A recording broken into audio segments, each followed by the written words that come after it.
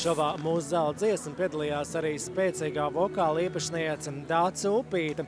Viņa gan atzīst, ka dziedāšana nav viņas maijas darbs, bet tūlīt uzzināsim, kādi plāni viņai ir pēc šova.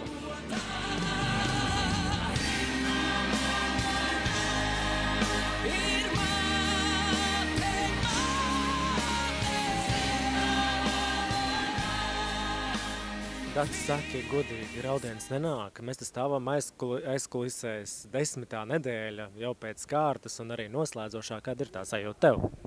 Mēs jau pagājušajā nedēļā jau sākām bišķiņi raudāt. Jo tiešām, ja sākotnēji likās tās 10 nedēļas tik daudz un noteikti būsim noguruši un tā tālāk, tad īstenībā ļoti žēl apzināties, ka šī tā pēdējā reize un kad uziet jau tas kopskats, ka visi mākslinieki uzgājumi sākumā uz skatuves ir tāds, visiem pilnīgi var just, ka tāds krūtis uz priekšu, visi tādi lepni un izbauda tos pēdējos mirkļus, ko mēs varam vēl būt kopā. Kas ir tas vērtīgākais, ko personīgi tu ieguvi piedaloties šajā šovā? Šis viennozīmīgi ir tāds ļoti pieredzes bagāts pārbaudījums man 10 nedēļu garumā, kurā es esmu audzējusi sev skatuves pārliecību, noteikti arī strādājis ar savu vokālu un pie visādām tehniskām lietām ar mikrofoniem, dikcijām un tā tālāk. Tā kā es domāju, jebkurā pieredzes aspektā ļoti vērtīgi. Vai ir viegli piedalīties televīzijas šovā, kur tev vērtē ļoti ietekmīgi cilvēki?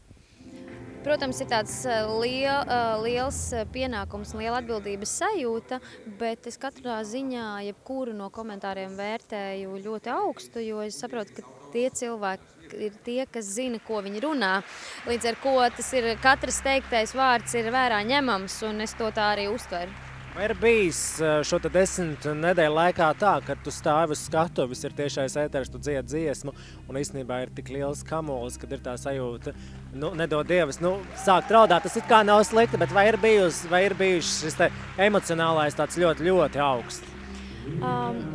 Jā, man bija tāds ļoti, ļoti emocionāls pacēlums pagājušajā nedēļā, dziedot dziesmu Atdzied dvēseli, par ko es pat tā nedomāju, ka tas tā būs, bet brīdī, kad tu esi uz skatuves un tev iekšā pamostās tā dziesma, jo viņa bija dziedājusi ļoti, ļoti daudz gadus atpakaļ, un bija tāds neaprakstāms sajūta, plus koris tev aizmugurē, un tiešām tas bija tāds pusmetrs virs zemes.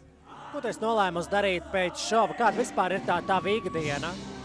Es ikdienā strādāju pavisam no mūzikas nošķirtā jomā, un mūzika man ir tāda sirdslieta un hobijs, un tuvākajā nākotnē es domāju, ka tas tā arī vēl paliks. Vai, piemēram, tu esi plānojusi kaut kādu, piemēram, pēc gada piedalīties Eirovīzijā vai kādā citā pasākumā? Jā, noteikti es tādu ideju neatmetu, vai tā būs Eirovīzija, vai tas būs kāds cita līmeņa festivāls, bet es tāds iepsējus apsvēršu. Es redzēju, ka tu, man liekas, pagājušajā nedēļā ietvītoji par Brazīliju. Tas nozīmē, ka tu brauc atpūsties, jeb kas ir ar Brazīliju? Jā, pēc šova noslēguma es došos atvaļinājumā, bet virziens bišķiņ pamainījās. Bet jā, atbūt. Siltās zem. Pilnīgi noteikti nedaudz pirms ziemas augstās uzkrāt saules enerģiju.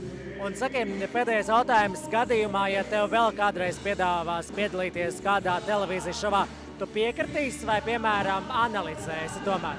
Protams, jāizvērtē visi tie nosacījumi un uz ko šis šovs strādās, bet es domāju, ka jā, tā ir ļoti vērtīga lieta jebkuram no māksliniekiem.